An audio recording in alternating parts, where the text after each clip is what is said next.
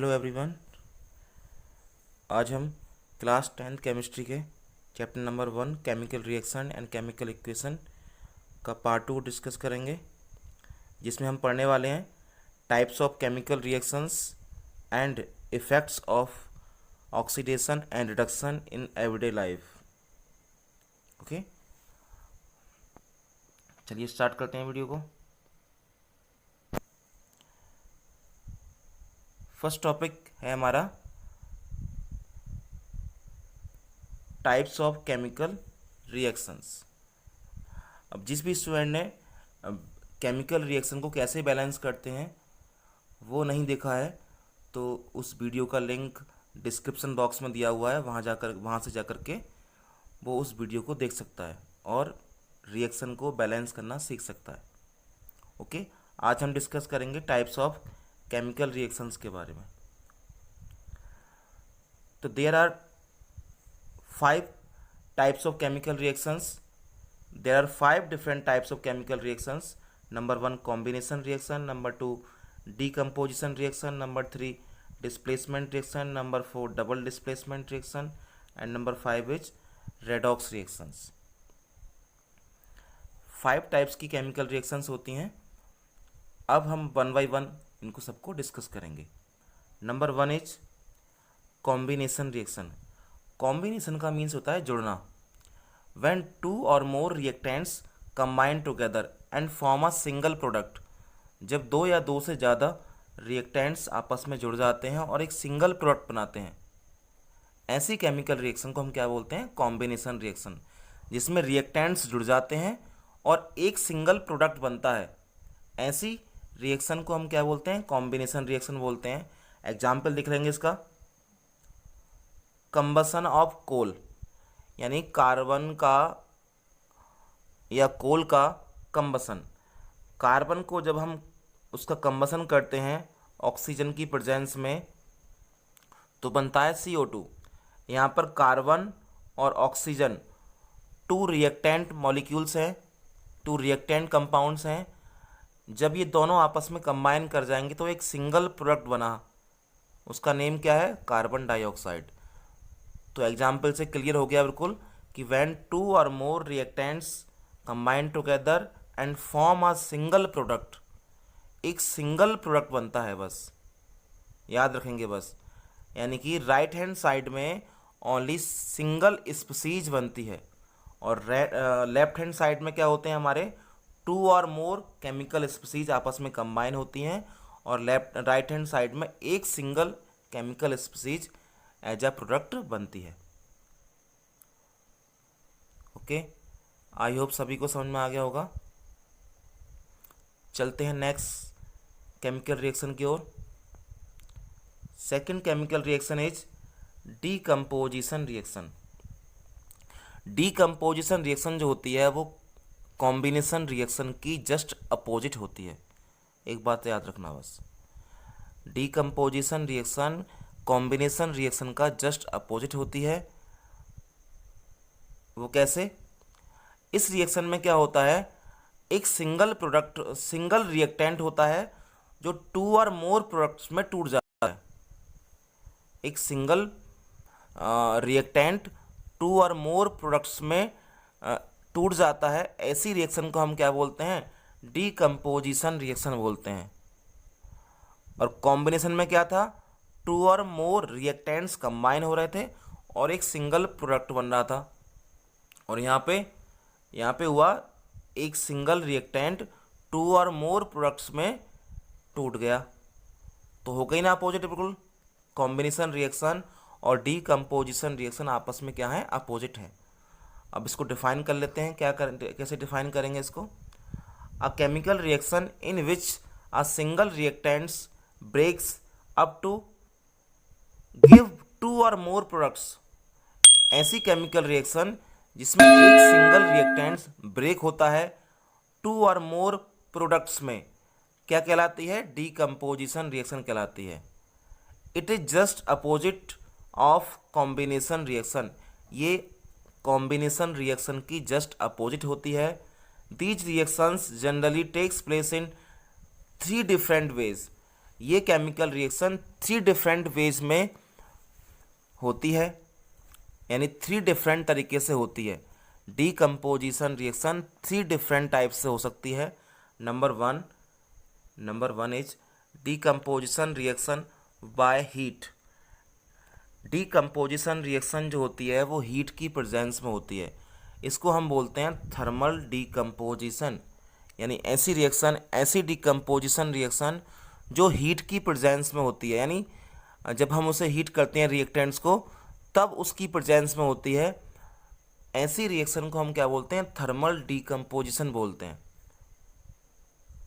Example देखें इसका, जैसे लेड नाइट्रेट है ये PbNO3, लेड नाइट्रेट। जब इसको हमने हीट किया तो ये 2 और मोर प्रोडक्ट्स में क्या हो गया? ब्रेक हो गया। यहाँ पर एक सिंगल रिएक्टेंट था और ये 2 और मोर यानी 3 रिएक्टेंट्स, 3 प्रोडक्ट्स में ब्रेक हो गया। लेड ऑक्साइड बनेगा, नाइट्रोजन डाइऑक्साइड बना और ऑक्सीजन गैस। और एक बात याद रखना हमेशा, जब भी हम कभी नाइट्रेट को, यहाँ पे क्योंकि लेड नाइट्रेट है ये, लेड नाइट्रेट को हम हीट करते हैं तो नाइट्रोजन डाइऑक्साइड और ऑक्सीजन गैस रिलीज होती है। यानी नाइट्रोजन का ऑक्साइड बनता है कोई ना कोई और ऑक्सीजन गैस रिलीज होती है। ये कॉमन बात है नाइट्रेट वाले केस में। नाइट्रेट को जब हम कभी भी हीट करेंगे तो नाइट्रोजन का ऑक्साइड बनेगा और ऑक्सीजन गैस रिलीज होगी। सेकंड एग्जांपल देखो इसका, सल्फेट, फेरस सल्फेट। जब इसको हम हीट करेंगे तो क्या होगा? देखो Fe2O3 बनेगा, ferric oxide, SO2 plus SO3। और एक कॉमन बात और सुनो, जब भी हम कभी सल्फेट को हीट करते हैं, यहाँ पर फेरस सल्फेट है ना ये FeSO4, जब भी कभी हम फेरस सल्फेट का थर्मल डीकम्पोजिशन करते हैं या किसी भी सल्फेट सॉल्ट का हम थर्मल डीकम्पोजिशन करते हैं तो सल्फ़र डाइऑक्साइड गैस भी रिलीज होती है और सल्फ़र ट्राइऑक्साइड गैस भी रिलीज होती है। ये दोनों गैसें रिलीज होती हैं। ओके, ये बात याद रखना। नाइट्रेट वाले केस में क्या था? नाइट्रोजन का ऑक्साइड और ऑक्सीजन गैस। और सल्फेट वाले केस में SO2 और SO3 दोनों ही गैसें क्या होती हैं? रिलीज होती हैं। ओके, एक एग्जाम्पल और है, कैल्शियम कार्बोनेट CaCO3। अब हम बात करें कार्बोनेट की। किसी भी कार्बोनेट सॉल्ट का हम थर्मल डीकम्पोजिशन करते हैं तो CO2 गैस कंपलसरी रिलीज होती है। ये तीनों बातें याद रख लेना, नाइट्रेट सॉल्ट के लिए, सल्फेट सॉल्ट के लिए, कार्बोनेट सॉल्ट के लिए। ओके, तो फर्स्ट टाइप कंप्लीट हो गया इसका, थर्मल डीकम्पोजिशन। चलते हैं नेक्स्ट टाइप की ओर। नेक्स्ट टाइप है इसका डीकम्पोजिशन बाय सनलाइट, यानी ऐसी डीकम्पोजिशन रिएक्शन जो सनलाइट की प्रेजेंस में होती है। अभी हमने किस में पढ़ा था? हीट की प्रेजेंस में। अब ये किसकी प्रेजेंस में है? सनलाइट की प्रेजेंस में। अब ऐसी डीकम्पोजिशन रिएक्शन जो सनलाइट की प्रेजेंस में होती है उसको हम बोलते हैं फोटोकेमिकल। क्या बोलते हैं? Photochemical decomposition. Okay, photo means होता है सनलाइट और केमिकल रिएक्शन, जो रिएक्शन सनलाइट की प्रेजेंस में होती है उसे हम क्या बोलते हैं? फोटोकेमिकल रिएक्शन बोलते हैं, फोटोकेमिकल डीकम्पोजिशन। ओके, अब इसके एग्जाम्पल देखते हैं हम। एग्जाम्पल देखिए, silver chloride AgCl। Silver chloride को हम यदि सनलाइट की प्रेजेंस में रिएक्ट कराएं, यानी AgCl को हम सनलाइट में रख देते हैं तो वो सिल्वर और क्लोरीन गैस में टू ब्रेक हो जाता है। ये सिल्वर है और ये क्लोरीन गैस है। तो यानी कि यहाँ पर देखो बिल्कुल क्लियर है कि सिल्वर क्लोराइड का एक रिएक्टेंट है, सिल्वर क्लोराइड एक रिएक्टेंट है जो 2 प्रोडक्ट्स में टूट गया, सिल्वर में और क्लोरीन गैस में। ऐसे ही एग्जाम्पल ले लें सिल्वर ब्रोमाइड का। जब सिल्वर ब्रोमाइड को हम सनलाइट में रखते हैं तो ये सिल्वर और ब्रोमीन गैस में टूट जाता है। ओके, अब ये जो दोनों रिएक्शंस हैं ये फोटोग्राफी में यूज होती हैं। ब्लैक एंड वाइट फोटोग्राफी में ये रिएक्शंस यूज होती हैं। ओके, थर्ड है डीकम्पोजिशन बाय इलेक्ट्रिसिटी। इसको बोलते हैं इलेक्ट्रोलाइटिक डीकम्पोजिशन। ऐसा डीकम्पोजिशन जो इलेक्ट्रिसिटी की प्रेजेंस में हो उसको हम क्या बोलते हैं, इलेक्ट्रोलाइटिक डीकम्पोजिशन बोलते हैं। ओके, जैसे एग्जाम्पल ले लें, या इसको हम इलेक्ट्रोलाइसिस भी बोलते हैं। इलेक्ट्रोलाइटिक डीकम्पोजिशन बोलते हैं या इलेक्ट्रोलाइसिस बोलते हैं। जैसे देखो वाटर में हम इलेक्ट्रिसिटी पास करें तो वो हाइड्रोजन गैस और ऑक्सीजन गैस में ब्रेक हो जाता है। ये क्या है, इलेक्ट्रोलाइसिस ऑफ वाटर है। इसी प्रोसेस के थ्रू हम घर पर भी ऑक्सीजन प्रिपेयर कर सकते हैं। बहुत सारी ऑक्सीजन प्रिपेयर लैब में भी कर सकते हैं। हमें बस क्या करना होगा, इलेक्ट्रोलाइसिस करनी होगी किसकी, वाटर की। उसके लिए हमें क्या चाहिए होगा, एक इलेक्ट्रोलाइटिक टैंक चाहिए होगा। जैसे देखो यहाँ पे बनाया गया है। इलेक्ट्रोलाइटिक हमें टैंक बनाना है एक, और उसमें 2 इलेक्ट्रोड्स हमें लगाने हैं, मेटल इलेक्ट्रोड्स। एक होगा कैथोड और एक होगा एनोड। ओके,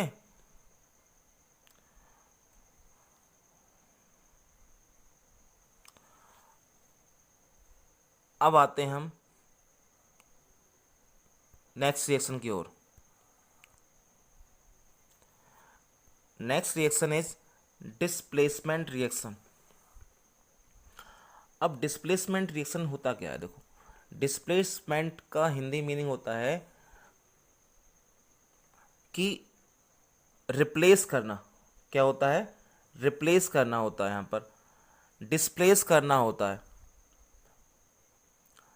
अब देखिए यहाँ पर भी जब केमिकल रिएक्शंस होती हैं तो जो ज़्यादा रिएक्टिव एलिमेंट होता है या आयन होता है, जो ज़्यादा रिएक्टिव एलिमेंट होता है वो अपने से कम रिएक्टिव एलिमेंट को कंपाउंड से डिस्प्लेस कर देता है। और ऐसी रिएक्शन को हम क्या बोलते हैं, डिस्प्लेसमेंट रिएक्शन बोलते हैं। डिस्प्लेस कौन करेगा, जो ज़्यादा रिएक्टिव होगा या ज़्यादा पावरफुल होगा। जो एलिमेंट ज़्यादा रिएक्टिव होता है वो अपने से कम रिएक्टिव एलिमेंट को कंपाउंड में से डिस्प्लेस कर देता है, यानी उसकी जगह पर खुद आ जाता है। ऐसी केमिकल रिएक्शन को हम क्या बोलते हैं, डिस्प्लेसमेंट रिएक्शन बोलते हैं। अब इसको हम समझ लेते हैं डेफिनेशन की हेल्प से। The chemical reaction in which one elements takes the place of another element in compound are called displacement reaction. देखो यहाँ पर भी यही बात बोली गई है कि एक ऐसी केमिकल रिएक्शन जिसमें एक एलिमेंट दूसरे एलिमेंट की प्लेस को ऑक्यूपाई कर लेता है इन अ कंपाउंड। किसी भी कंपाउंड में एक एलिमेंट जब दूसरे एलिमेंट की प्लेस को ऑक्यूपाई कर लेता है तो ऐसी रिएक्शन को हम क्या बोलते हैं, डिस्प्लेसमेंट रिएक्शन बोलते हैं। This reaction is also known as substitution reaction. जैसे गेम होता है, जैसे क्रिकेट में होता है, सब्सटीट्यूट खिलाड़ी होते हैं। जैसे मान लीजिए कोई खिलाड़ी इंजर्ड हो जाता है ग्राउंड में, तो उसकी जगह पर कोई नया खिलाड़ी आता है पार्टिसिपेट करने, तो उसे क्या बोलते हैं, सब्स्टिट्यूएंट बोलते हैं। ऐसे ही क्या होता है केमिकल रिएक्शन में, जो ज़्यादा वीक होता है, कम रिएक्टिव होता है, उस एलिमेंट को ज़्यादा रिएक्टिव एलिमेंट सब्स्टिट्यूट कर देता है। ओके,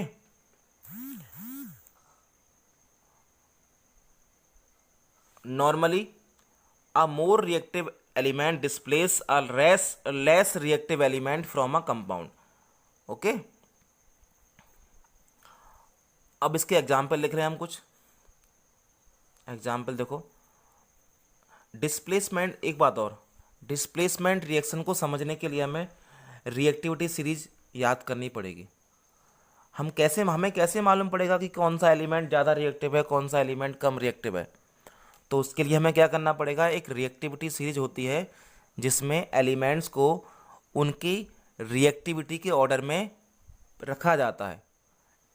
ओके, जैसे देखो यहाँ पर फिगर में दिख रहा होगा आपको, एक सीरीज बनी हुई है, potassium, sodium, calcium, magnesium, aluminium, zinc, ferrous, lead, hydrogen, copper, mercury, AG, AU. ये डिफरेंट मेटल्स हैं, उनको एक सीक्वेंस में रखा गया है। और ये सीक्वेंस किसका है? उनकी रिएक्टिविटी का है, उनकी रिएक्टिविटी का बढ़ता हुआ ऑर्डर है। तो इस सीरीज को हमें याद करना पड़ेगा। तो इस सीरीज को याद करने के लिए मैं आपको एक ट्रिक बता रहा हूँ, कैसे हमें याद करनी है ट्रिक। ये देखो, बहुत सिंपल सी ट्रिक लिख दे रहा हूँ मैं एक। केदारनाथ, देखो, के फॉर केदार, एक मिनट,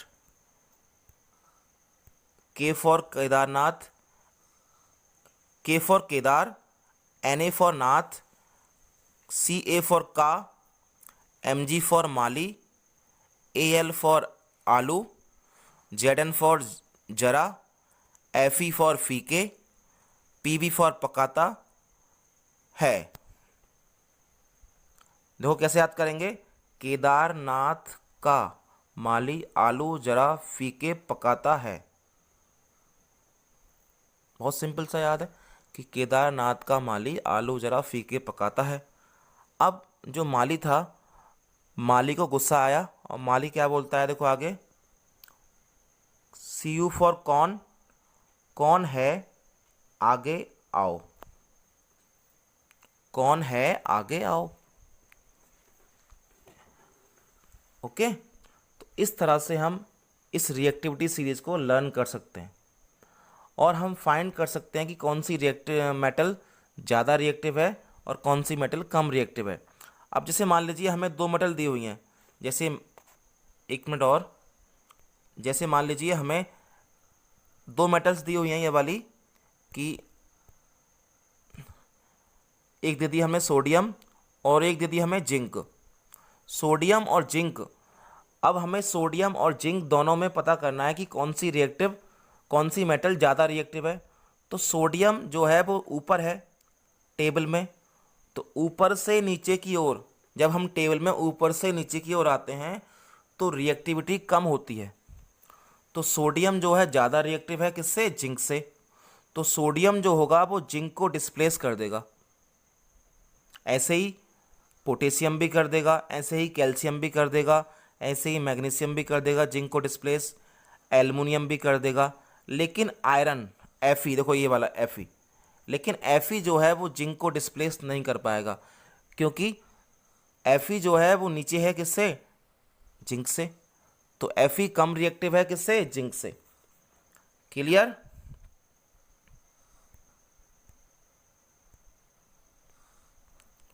ओके, रिएक्टिविटी सीरीज को याद कर लेना, बहुत इंपॉर्टेंट है ये।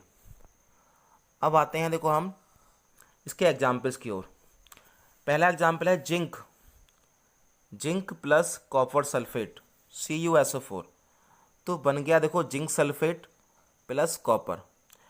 यानी इस रिएक्शन में क्या हो रहा है? डिस्प्लेसमेंट हो रहा है। देखो, जिंक मेटल ने कॉपर सल्फेट से कॉपर को डिस्प्लेस कर दिया और खुद जो था, खुद कॉपर की जगह आ गया। देखो, खुद जिंक जो था वो कॉपर की जगह आ गया। तो ज़रा चेक करते हैं सीरीज में जिंक का प्लेस कहाँ है और कॉपर का प्लेस कहाँ है। देखो, जिंक देखो ये है और कॉपर कहाँ है? यहाँ पर है। तो जिंक जो है बहुत आसानी से कॉपर को डिस्प्लेस कर सकता है। अब देखो आते हैं एग्जाम्पल, एक एग्जाम्पल और लेते हैं, 2 KBr प्लस Cl2। ये जो है यहाँ पर Br को डिस्प्लेस किसने कर दिया? Cl ने कर दिया। Br को डिस्प्लेस Cl ने कर दिया। और ये Br और Cl क्या है? नॉन मेटल्स हैं। Cl जो होती है वो Br से ज़्यादा रिएक्टिव होती है, इसलिए Cl ने Br को डिस्प्लेस कर दिया और Br की जगह खुद आ गया। Zinc, zinc plus H2SO4। अब देखो एक रिएक्शन और समझो, डिस्प्लेसमेंट रिएक्शन एक तरह से और होती है, यानी एसिड से जब मेटल्स एसिड से रिएक्शन करती हैं तो वो हाइड्रोजन गैस डिस्प्लेस करती हैं, और ओनली वही मेटल्स हाइड्रोजन गैस डिस्प्लेस करती हैं जो मेटल्स इस हाइड्रोजन से ऊपर होती हैं। यानी ये वाली मेटल जो है ऊपर वाली, यही मेटल्स जब एसिड से रिएक्शन करती हैं तब वो हाइड्रोजन का डिस्प्लेसमेंट करती हैं। तो अब देखो चेक करते हैं, जिंक जिंक जब H2SO4 से रिएक्शन करेगा, और ये क्या है, एक एसिड है, करेगा तो क्या बनेगा, हाइड्रोजन गैस क्या होगी, डिस्प्लेस होगी। अब चेक करते हैं हाइड्रोजन गैस डिस्प्लेस होगी या नहीं होगी। जरा देखते हैं जिंक हाइड्रोजन से ऊपर है या नीचे है। तो देखो जिंक जो है हाइड्रोजन से ऊपर है टेबल के अंदर, तो जिंक एसिड से हाइड्रोजन गैस को डिस्प्लेस कर देगा। ओके, तो डिस्प्लेसमेंट रिएक्शन जो होती है दो तरह से होती है। एक तो होती है मेटल मेटल डिस्प्लेसमेंट, दूसरी होती है एसिड से हाइड्रोजन गैस का डिस्प्लेसमेंट, जो कि ये थर्ड वाला एग्जाम्पल है। और जो फर्स्ट वाला एग्जाम्पल था वो था मेटल मेटल का डिस्प्लेसमेंट, यानी जिंक भी मेटल थी और कॉपर भी मेटल थी, तो जिंक ने अपने से कम रिएक्टिव मेटल कॉपर को डिस्प्लेस कर दिया। और लेकिन थर्ड वाले एग्जाम्पल में क्या है, मेटल ने मेटल को डिस्प्लेस नहीं किया, मेटल ने हाइड्रोजन गैस को डिस्प्लेसमेंट किया। कहाँ से किया, एसिड से किया। और कौन सी मेटल्स डिस्प्लेस कर पाती हैं हाइड्रोजन गैस को, जो मेटल्स रिएक्टिविटी सीरीज में हाइड्रोजन से ऊपर होती हैं, और जो मेटल्स हाइड्रोजन से नीचे होती हैं वो हाइड्रोजन गैस डिस्प्लेस नहीं करती। ये सिंपल सी बात समझ लीजिए।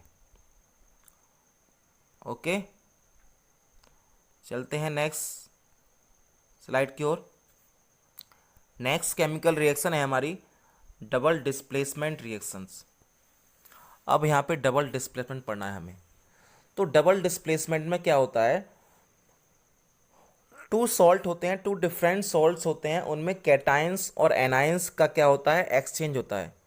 ऐसी केमिकल रिएक्शन जिसमें टू एक्वस सॉल्ट्स के अंदर, टू एक्वस सॉल्ट में, और एक्वस सॉल्ट कैसे, डिफरेंट, ऐसी केमिकल रिएक्शन जिसमें टू डिफरेंट एक्वस सॉल्ट्स में कैटायन और एनायंस का म्यूचुअल एक्सचेंज होता है, ऐसी केमिकल रिएक्शन को हम क्या बोलते हैं, डबल डिस्प्लेसमेंट रिएक्शन बोलते हैं। अब देखो ज़रा समझ लेते हैं इसको एक बार और। जैसे मान लीजिए हमने यहाँ पर एग्जाम्पल लिया, ये वाला देखो, ये एग्जाम्पल है। जैसे मान लीजिए एक सॉल्ट ये वाला AB और एक सॉल्ट है CD, ये दो एक्वस सॉल्ट हैं। जब अब देखो हम क्या करेंगे, अब इनके कैटायंस और एनायंस को आपस में क्या कर दो, एक्सचेंज कर दो। अब ये A जो है, ये A, इसको कर दो C के साथ, D के साथ। A की जगह क्या जाएगा, यहाँ आ जाएगा C, और B कहाँ पहुँच जाएगा, B आ जाएगा हमारा C की जगह। देखो यानी आपस में क्या होगा, ये एक बार ज़रा और चेक करते हैं इसे रब करके। देखो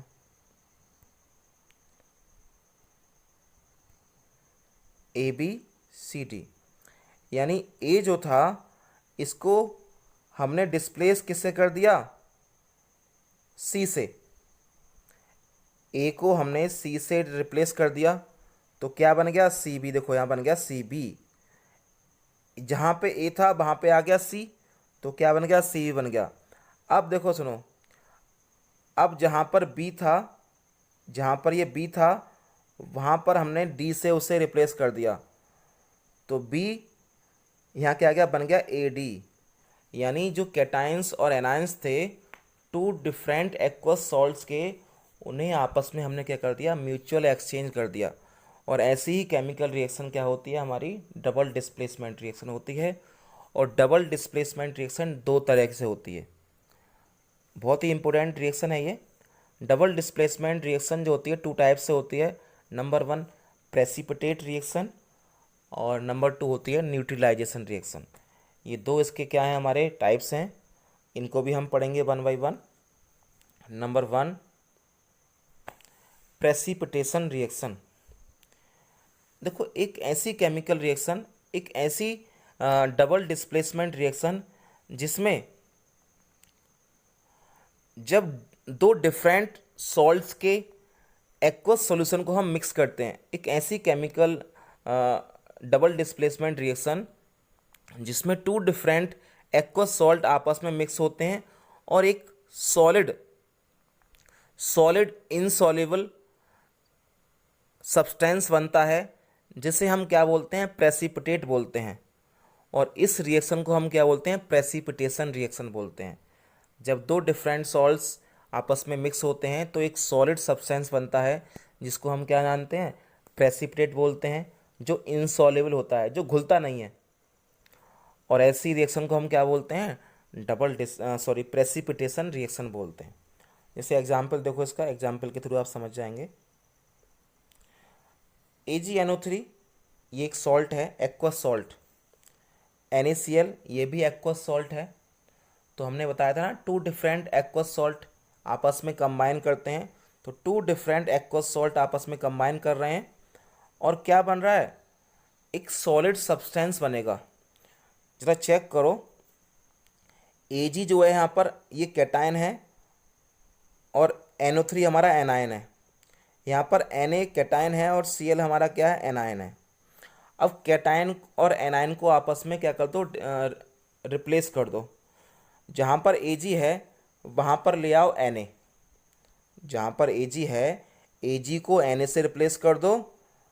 ठीक है, तो करो ज़रा। जहाँ पर Na आए, तो जहाँ पर Ag था वहाँ पर आ जाएगा Na, तो बन जाएगा NaNO3। देखो ये बना।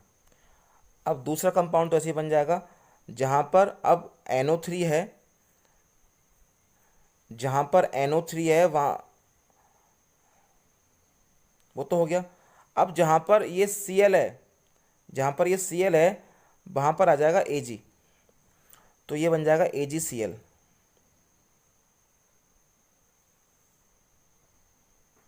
यानी NO3 को रिप्लेस हमने किससे किया, जो NO3 है, देखो ये वाला NO3, इसको रिप्लेस हमने किससे कर दिया, Cl से। तो NO3 की जगह पे क्या आ जाएगा, Cl आ जाएगा ये वाला, तो बन जाएगा AgCl। बहुत सिंपल सी है। जहाँ पर Ag था वहाँ पे Na ले आए हम, और जहाँ पर NO3 था वहाँ पर हम Cl ले आए। तो हमने दोनों कैटायंस और एनायंस को क्या कर दिया, रिप्लेस कर दिया, और एक सॉलिड सब्सटेंस बना जिसे हम क्या बोलते हैं, प्रेसिपिटेट बोलते हैं। जैसे यहाँ पर AgCl, और ये कैसा है, सॉलिड है, और इसका बना वाइट प्रेसिपिटेट। AgCl का वाइट प्रेसिपिटेट यहाँ पर बनता है इस रिएक्शन में, इसीलिए इस रिएक्शन को हम क्या बोलते हैं, प्रेसिपिटेट रिएक्शन बोलते हैं। वैसे ओवरऑल कैसी रिएक्शन है ये, डबल डिस्प्लेसमेंट रिएक्शन है।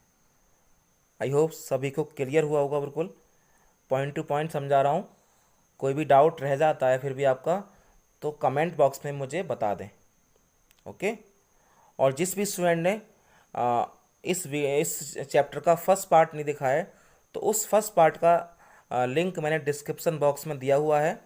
जिस भी स्टूडेंट को केमिकल रिएक्शन को बैलेंस करना समझना है, और केमिकल रिएक्शन की प्रॉपर्टीज़ को समझना है, उनकी लिमिटेशंस को समझना है, तो वो उस वीडियो को देख सकता है जा करके।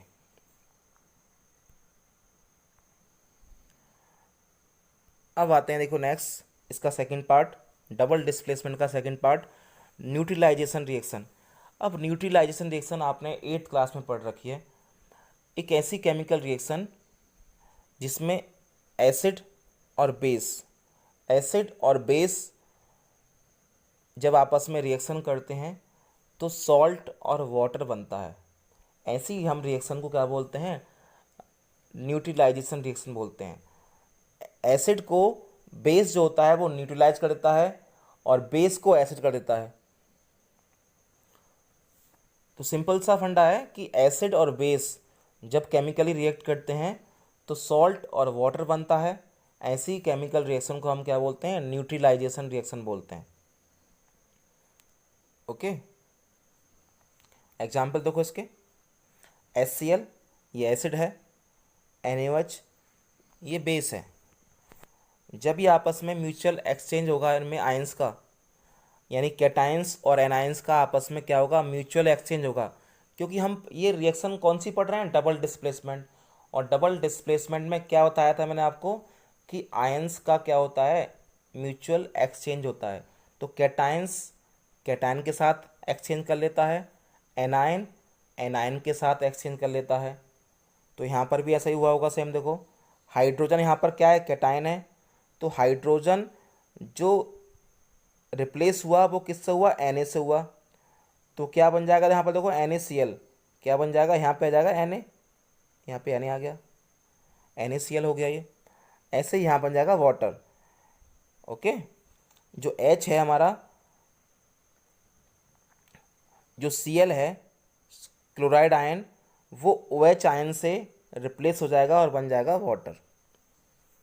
ऐसे ही सेकंड एग्जाम्पल है HNO3, ये भी एसिड है, और ये क्या है, KOH, ये बेस है। जब ये आपस में रिएक्शन करेंगे तो ये बनेगा KNO3, ये सॉल्ट है, और ये है वाटर। और ये प्रोसेस पूरी वही है, म्यूचुअल एक्सचेंज ऑफ एनाइंस और कैटाइंस। अब नेक्स्ट रिएक्शन, लास्ट रिएक्शन है इसकी टाइप्स ऑफ रिएक्शन में, 5th number redox reactions. Redox reaction बहुत ज़्यादा इंपॉर्टेंट है और काफ़ी ज़्यादा नंबर्स आते हैं इससे एग्ज़ाम में, 1-2 क्वेश्चन पूछे जाते हैं हर बार। ऑक्सीडाइजिंग एजेंट, रिड्यूसिंग एजेंट पूछ लिए जाते हैं 1-2 नंबर में। तो हम रेडॉक्स रिएक्शन समझते हैं पहले। रेडॉक्स रिएक्शन समझने से पहले हम एक काम करते हैं, हम ऑक्सीडेशन और रिडक्शन को समझ लेते हैं पहले। ओके, तो हम आज अभी समझते हैं ऑक्सीडेशन और रिडक्शन के लिए। रेडॉक्स जब भी समझ में आएगा जब आप ऑक्सीडेशन और रिडक्शन को अच्छे से समझ लेंगे, अदरवाइज आपको रेडॉक्स समझ में नहीं आएगा बिल्कुल भी। तो पहले हम समझते हैं ऑक्सीडेशन।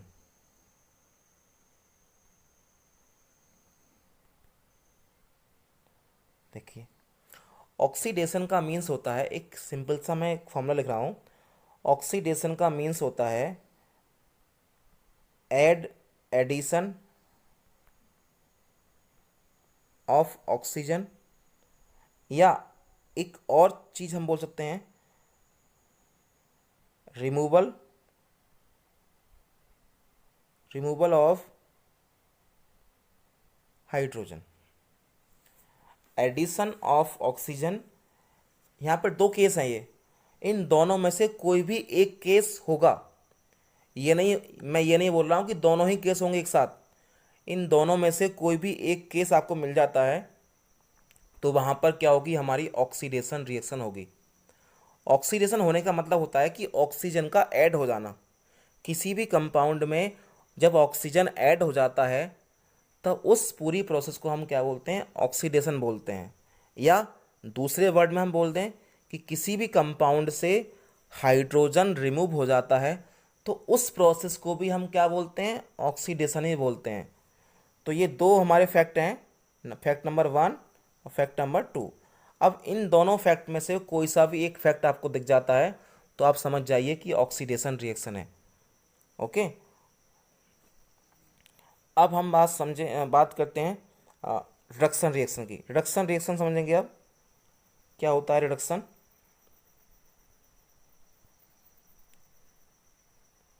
अब हम समझते हैं रिडक्शन को।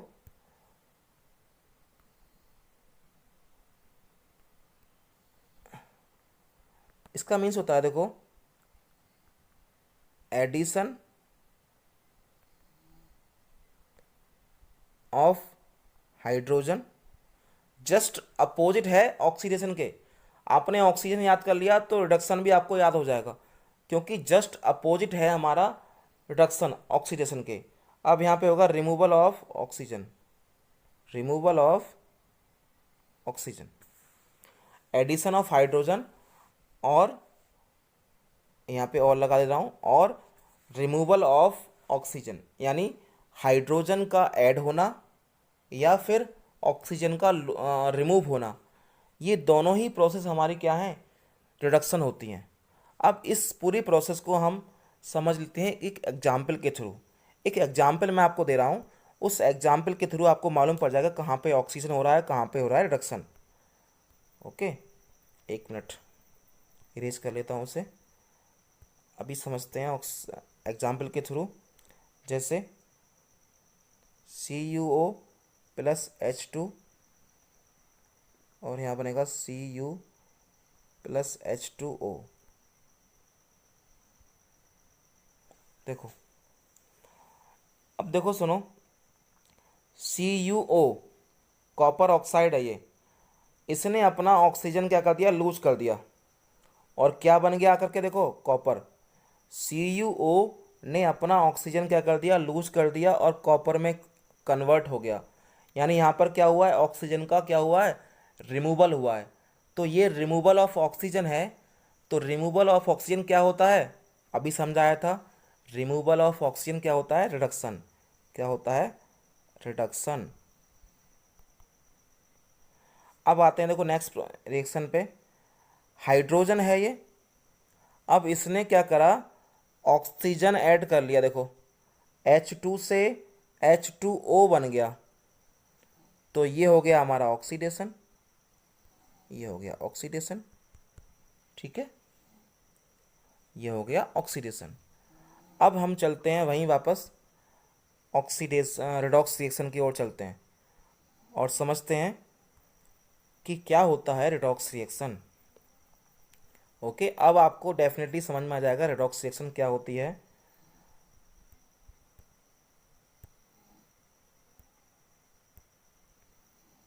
अब देखिए रेडॉक्स रिएक्शन समझते हैं आप। देखो, रेडॉक्स रिएक्शन एक ऐसी रिएक्शन होती है जिसमें ऑक्सीडेशन और रिडक्शन दोनों एक साथ होते हैं। ऐसी केमिकल रिएक्शन जिसमें ऑक्सीडेशन और रिडक्शन दोनों एक साथ होते हैं। दोनों एक साथ होंगे, याद रखना, अलग अलग नहीं होंगे, कि ऐसा नहीं कि ऑक्सीडेशन हो जाएगा रिडक्शन नहीं होगा। तो जब दोनों रिएक्शन एक साथ होंगी तभी हमारी रिएक्शन क्या होगी, रेडॉक्स रिएक्शन होगी। अब रेडॉक्स का मीन्स क्या, देखो यार, रेडॉक्स, रेड मीन्स होता है रिडक्शन और ऑक्स मीन्स होता है ऑक्सीडेशन। तो जब रिडक्शन और ऑक्सीडेशन दोनों एक साथ होती हैं तो उसको हम बोलते हैं reduction, redox reaction. Okay, example देखो इसका, आई होप समझ जाओगे सब एग्जाम्पल के थ्रू। रेडॉक्स रिएक्शन का एग्जाम्पल देखो, जैसे एग्जाम्पल अभी समझाया था, CuO plus H2 Cu plus H2O। CuO ने अपना ऑक्सीजन लूज कर दिया और ये कॉपर में आकर कन्वर्ट हो गया। तो ऑक्सीजन का लूज होना क्या होता है, ये होता है रिडक्शन, R हो जाएगा। अब H2 ने ऑक्सीजन क्या कर लिया, गेन कर लिया, ये हो जाएगा ऑक्सीडेशन। तो इस रिएक्शन में क्या हो रहा है, ऑक्सीडेशन भी हो रहा है और हो रहा है रिडक्शन भी हो रहा है। तो ये रिएक्शन कैसी रिएक्शन है, एक रेडॉक्स रिएक्शन है। जैसे एग्जांपल एक और लेते हैं, देखो MnO2 plus 4HCl MnCl2 plus 2H2O plus Cl2। अब MnO2 ने जब जो MnO2 है इसने अपना ऑक्सीजन, ये वाला ऑक्सीजन लूज कर लिया और MnCl2 में कन्वर्ट हो गया। देखो, जो Mn के पास ऑक्सीजन था वो ऑक्सीजन उसने लूज कर दिया। तो ऑक्सीजन लूज करना क्या होता है, ये होता है रिडक्शन, ये हो जाएगा R। अब देखो HCl है ये, HCl, इस HCl ने अपना H लूज कर दिया। देखो, और किस में कन्वर्ट हो गया, Cl2 में। HCl ने अपना H लूज कर दिया, हाइड्रोजन लूज कर दिया और Cl2 में कन्वर्ट हो गया। तो हाइड्रोजन का लूज करना क्या होता है बताओ, ये होता है ऑक्सीडेशन। क्या होता है, ऑक्सीडेशन। तो इन दोनों रिएक्शन में ऑक्सीडेशन और रिडक्शन दोनों ही प्रोसेस एक साथ हो रही हैं, इसलिए दोनों रिएक्शन कैसी रिएक्शन है, रेडॉक्स रिएक्शन है। अब देखो एक बात और समझनी है आपको, अभी एक बहुत ही इंपॉर्टेंट टॉपिक और है अभी, ऑक्सीडाइजिंग एजेंट और रिड्यूसिंग एजेंट। क्वेश्चन बनता है हर बार, यहाँ से एक क्वेश्चन बनेगा ऑक्सीडाइजिंग एजेंट और रिड्यूसिंग एजेंट से। तो उसको भी समझ लेते हैं क्या होता है ऑक्सीडाइजिंग एजेंट और रिड्यूसिंग एजेंट। देखो यहाँ पे आते हैं, समझते हैं ऑक्सीडाइजिंग एजेंट और रिड्यूसिंग एजेंट को भी। देखो, ऑक्सीडाइजिंग एजेंट का मीन्स होता है एक ऐसा सब्सटेंस जो दूसरे सब्सटेंस को ऑक्सीडाइज करता है। ऑक्सीडाइज करने का मीन्स होता है अपनी ऑक्सीजन देना। ऑक्सीडाइजिंग एजेंट वो एजेंट होता है, यानी वो सब्सटेंस होता है जो किसी दूसरे सब्सटेंस को क्या करता है, ऑक्सीडाइज करता है। और ऑक्सीडाइज करने का मीन्स समझ लो कि ऑक्सीजन प्रोवाइड करना। जैसे मैं एग्जाम्पल लूँ, प्लांट्स हैं, ग्रीन प्लांट्स हैं, वो ऑक्सीजन प्रोवाइड करते हैं। किसको करते हैं? लिविंग ऑर्गेनिज्म को करते हैं। सॉरी, लिविंग को नहीं, ह्यूमन को करते हैं। जो प्लांट्स होते हैं ह्यूमन बीइंग के लिए ऑक्सीजन प्रोवाइड करते हैं। तो प्लांट हमारे क्या हुए?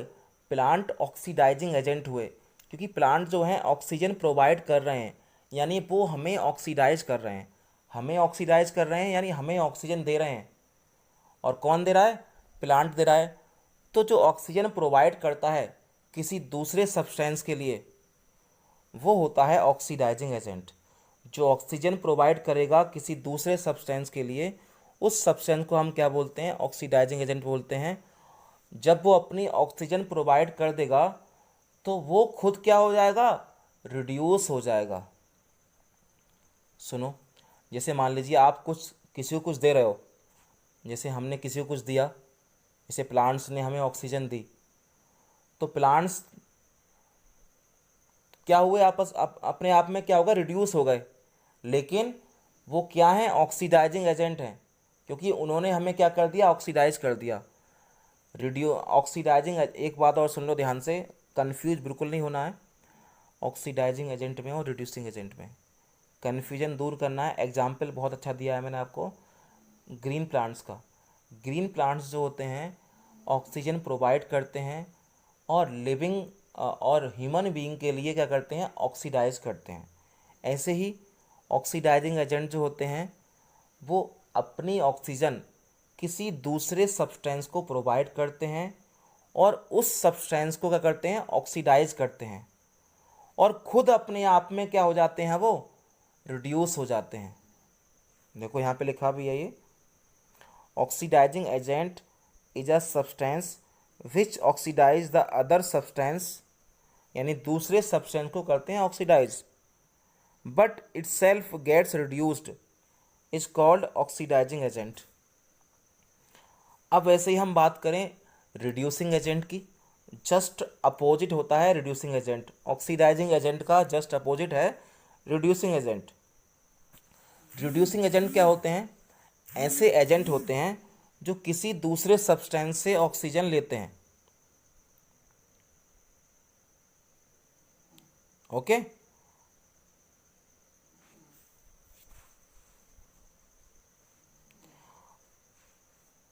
ऑक्सीजन ले लें। देखो एक चीज़ और समझाऊंगा अभी, इसके बाद एक और टर्म मैं बताऊंगा आपको हाइड्रोजन वाले टर्म में। ये जो समझा रहा हूँ आपको, मैं समझा रहा हूँ ऑक्सीजन के टर्म में बस। अभी आप हाइड्रोजन वाले टर्म में भी समझ जाओगे इसको, क्योंकि मैंने आपको दोनों बातें समझाई थी, ऑक्सीजन का लूज होना और हाइड्रोजन वाला भी समझाया था ना, दोनों कंडीशन समझाई थी ऑक्सीडेशन में और रिडक्शन में। वैसे ही हम यहाँ पे समझाएंगे ऑक्सीडाइजिंग एजेंट को और रिड्यूसिंग एजेंट को, दोनों ही टर्म में। तो रिड्यूसिंग एजेंट जो होता है एक ऐसा सब्सटेंस होता है जो रिड्यूस करता है दूसरे सब्सटेंस को। यहाँ पर क्या था? ऑक्सीडाइजिंग एजेंट जो होता है किसी दूसरे सब्सटेंस को क्या करता है? ऑक्सीडाइज करता है। लेकिन जो रिड्यूसिंग एजेंट होता है वो किसी दूसरे सब्सटेंस को क्या करता है? रिड्यूस करता है। और खुद क्या हो जाता है? खुद अपने आप में हो जाता है ऑक्सीडाइज। ऑक्सीडाइज का मतलब वो अपनी ऑक्सीजन गेन कर लेता है। ऐसा सब्सटेंस जो ऑक्सीजन गेन करता है उसको हम क्या बोलते हैं? Reducing agent. ओके, चलो एग्जाम्पल के थ्रू समझ जाओगे आप। एग्जाम्पल देखो क्या है, जैसे देखो ये है copper oxide, hydrogen, copper, H2। अब देखो सुनो, यहाँ पर देखो कॉपर ऑक्साइड ने अपनी ऑक्सीजन लूज की है। कॉपर ऑक्साइड ने अपनी ऑक्सीजन लूज की है।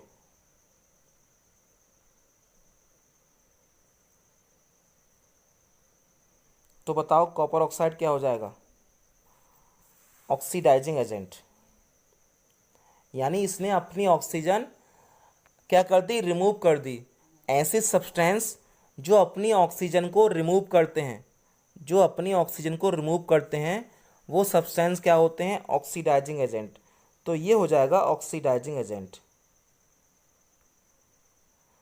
अब बात करें हम, तो रिड्यूस कौन हुआ, तो रिड्यूस हो गया CuO।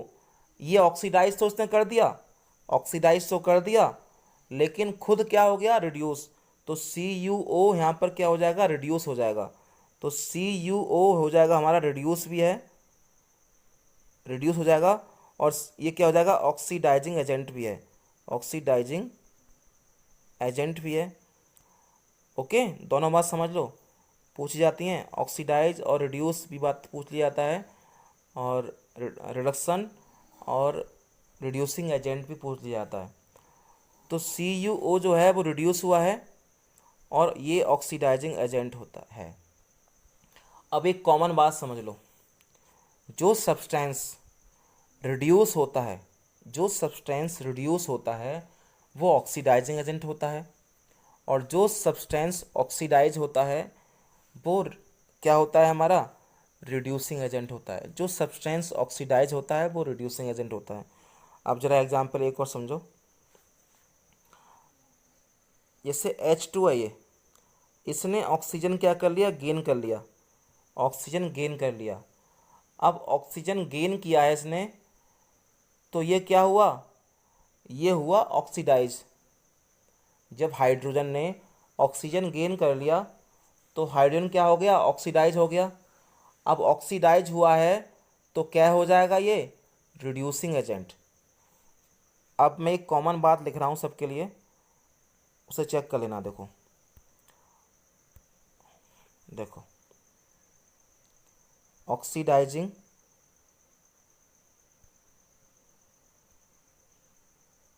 एजेंट और एक है रिड्यूसिंग एजेंट।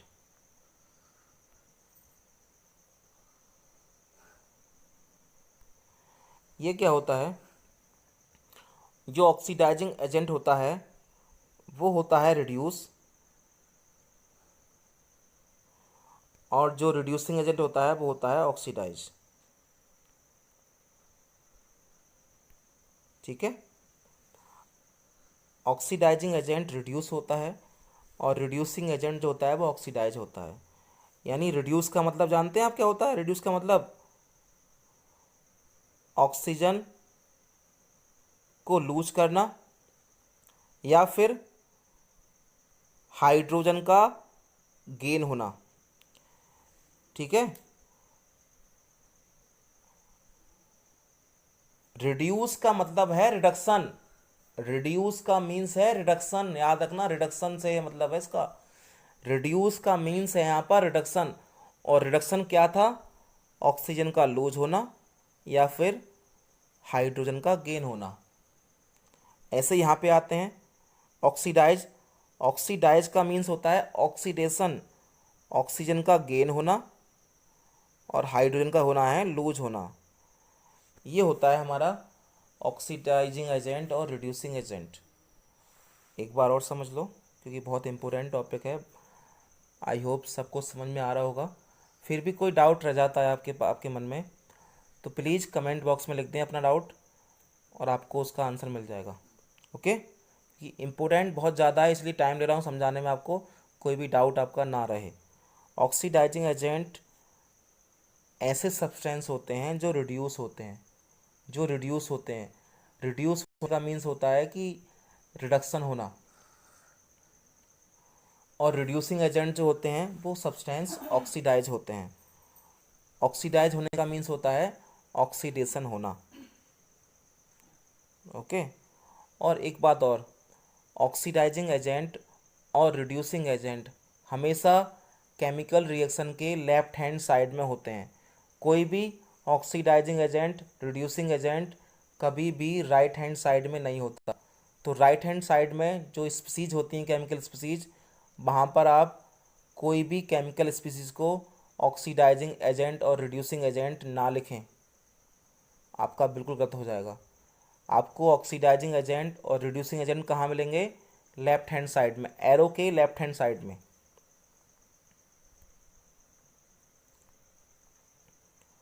ओके, अब चलते हैं देखो नेक्स्ट टॉपिक पर। लास्ट टॉपिक है इस चैप्टर का, effects of oxidation in everyday life. Oxidation के हमारी लाइफ में भी इफ़ेक्ट्स हैं बहुत सारे, जो कुछ इफ़ेक्ट्स हम पढ़ने वाले हैं इस चैप्टर में, जैसे कोरोजन, रस्टिंग और एक है रेंसिडिटी। तो हम कुछ इफ़ेक्ट पढ़ेंगे ऑक्सीडेशन के हमारी डेली लाइफ में यूज़ होते हैं, जैसे कि कोरोजन, नंबर सेकंड है रेंसिडिटी ऑफ फूड। तो हम पहले पढ़ेंगे कोरोजन को। नंबर 1, कोरोजन होता क्या है? देखो सुनो, कोरोजन जो होता है किसी भी मेटल का स्लो डिकम्पोजिशन होता है इनटू अनवांटेड कंपाउंड्स में। मेटल का slow conversion into unwanted compounds में in the presence of air and moisture. Air और मॉइस्चर की प्रेजेंस में मेटल का अनवांटेड कंपाउंड्स में डिकम्पोजिशन होना क्या हो कहलाता है? हमारा कोरोजन। जैसे हम आम भाषा में से बोलते हैं जंग लग जाना। जंग लगना एक नॉर्मल चीज़ है, जिसे हम रस्टिंग बोलते हैं। रस्टिंग जो होती है, रस्टिंग एक ऐसा स्पेशल केस है जो केवल आयरन वाले केस में होता है। रस्टिंग जो है, रस्टिंग और कोरोजन में डिफरेंस समझो। रस्टिंग भी कोरोजन है, रस्टिंग भी कोरोजन है, देखो, लेकिन रस्टिंग जो होता है, रस्टिंग ओनली आयरन वाले केस में होता है। जब आयरन मेटल मॉइस्चर और एयर की प्रेजेंस में डिकम्पोज होती है, तो उस प्रोसेस को हम बोलते हैं रस्टिंग। अदरवाइज जितनी भी मेटल्स हैं उनके साथ ये प्रोसेस होगी तो उन्हें हम बोलेंगे कोरोजन। लेकिन ये प्रोसेस यदि होती है आयरन के साथ में, तो आयरन वाले केस में बोला जाएगा रस्टिंग। तो आयरन हमारा क्या है? स्पेशल केस है कोरोजन का। आयरन कोरोजन का स्पेशल केस है। आयरन वाले केस में कोरोजन को हम रस्टिंग के नाम से जानते हैं। क्लियर? ओके। अब देखो रस्टिंग यहाँ पर हम समझ लेते हैं और इसकी डेफिनेशन से। कोरोजन ऑफ आयरन, देखो corrosion of iron is called rusting, यानी आयरन का कोरोजन होना क्या होता है? रस्टिंग होता है। When iron is expose in air and moisture, a reddish brown colored layer is formed on the surface of iron. This brown colored layer is rust and this process is called rusting. जब iron को हम air और moisture में रख देते हैं बाहर, तो आयरन की सरफेस पर एक ब्राउन रेड कलर की लेयर बन जाती है और उस लेयर को हम क्या बोलते हैं? रस्ट बोलते हैं। और इस पूरी प्रोसेस को हम क्या बोलते हैं? रस्टिंग बोलते हैं। और रस्ट का फॉर्मूला क्या होता है? रस्ट का फॉर्मूला बहुत बार पूछा जा चुका है, मल्टीपल चॉइस क्वेश्चंस में या 1 मार्क्स वाले क्वेश्चन में रस्ट का फॉर्मूला पूछा गया है बोर्ड एग्जाम्स में। तो इसका फॉर्मूला होता है Fe2O3 इंटू XH2O, यानी आयरन ऑक्साइड का ये हाइड्रेटेड फॉर्म होता है। चलते हैं नेक्स्ट स्लाइड पर, समझते हैं रेंसिडिटी को। Number 2, rancidity. अब क्या होती है रेंसिडिटी? रेंसिडिटी भी क्या है? हमारी एक ऑक्सीडेशन रिएक्शन है। रेंसिडिटी भी क्या है? एक ऑक्सीडेशन रिएक्शन है। क्या होता है देखो, द चेंज इन ऑर्डर और flavour, the change in order and flavour of oily and fatty foods by the oxidation of fats and oils is called rancidity. यानी फूड की ऑर्डर और फ्लेवर का चेंज होना by the reaction of oxidation with fat and oils present in food. Food के अंदर जो oil present होता है, वो ऑयल जो होता है वो एयर से रिएक्शन कर लेता है और ऑक्सीडाइज हो जाता है।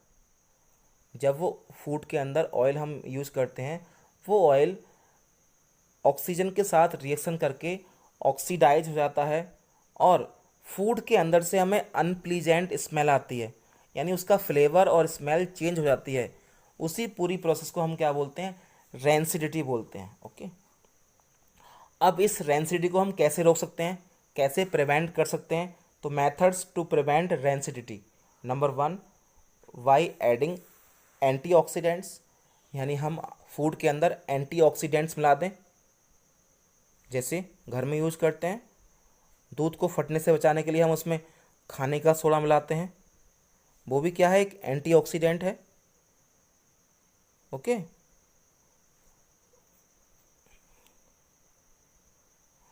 Second number, by keeping food items at low temperature, हम ये भी कर सकते हैं कि जो हमारा फूड आइटम है उसको हम लो टेम्परेचर पर रख दें, जैसे हम फ्रिज के अंदर रखते हैं। फ्रिज के अंदर क्यों रखते हैं? क्योंकि हमारा जो फूड है वो लो टेम्परेचर पर बना रहे, और जो फूड के अंदर ऑयल है वो एयर से रिएक्शन ना कर पाए और ऑक्सीडाइज ना हो। Third number, by vacuum packing of food items, जो भी फूड आइटम्स होते हैं उनकी पैकिंग होती है तो हम वैक्यूम पैकिंग करें। वैक्यूम पैकिंग का मतलब जानते हैं? वैक्यूम एक ऐसे स्पेस को बोलते हैं जहाँ पर कोई भी एयर ना हो, बिल्कुल भी एयर ना हो, देयर इज़ नो एयर, कोई एयर ना हो, ऐसे एरिया को हम बोलते हैं वैक्यूम। तो पैकिंग जब करते हैं हम फूड आइटम्स की, तो ऐसे करें कि पैकिंग करते टाइम जो पैकेट है या पैकिंग कर रहे हैं तो उसके अंदर कोई भी एयर ना हो। जब एयर ही नहीं होगी तो उसके अंदर ऑक्सीडेशन रिएक्शन होगी ही नहीं, क्योंकि ऑक्सीडाइज होगा ही नहीं, एयर की प्रेजेंस में होता है। जब वहाँ पर एयर ही नहीं होगी तो there is no oxidation reaction. Fourth number, by replacing air by nitrogen, यानी जो एयर हम यूज कर रहे हैं जब पैकिंग होती है, मान लीजिए वैक्यूम पैकिंग अवेलेबल नहीं है, तो पैकिंग करते टाइम हम एयर की जगह पर क्या लगा दें, उसमें क्या भर दें, नाइट्रोजन गैस फिल कर दें। जिससे क्या होगा, जो फूड आइटम्स हैं वो ऑक्सीजन से उन्हें ऑक्सीजन नहीं मिल पाएगी और वो स्पॉइल नहीं होंगे। जैसे चिप्स वगैरह होते हैं, कुरकुरे वगैरह आते हैं, ये जो स्नैक्स आते हैं, उनकी जो पैकिंग होती है वहाँ पर एयर की जगह पर नाइट्रोजन गैस को फिल किया जाता है और उन्हें अच्छे से प्रिजर्व किया जाता है। ओके, चैप्टर नंबर 1 कंप्लीट हो चुका है। जिस भी स्टूडेंट के डाउट रह जाते हैं इस चैप्टर में, कोई भी डाउट हो, पार्ट 1 में कोई डाउट हो, पार्ट 2 में कोई डाउट हो, तो प्लीज़ कमेंट बॉक्स में मुझे लिखें, आपको आपके क्वेश्चन का आंसर मिलेगा with in an hour. Okay, and thank you for watching this video.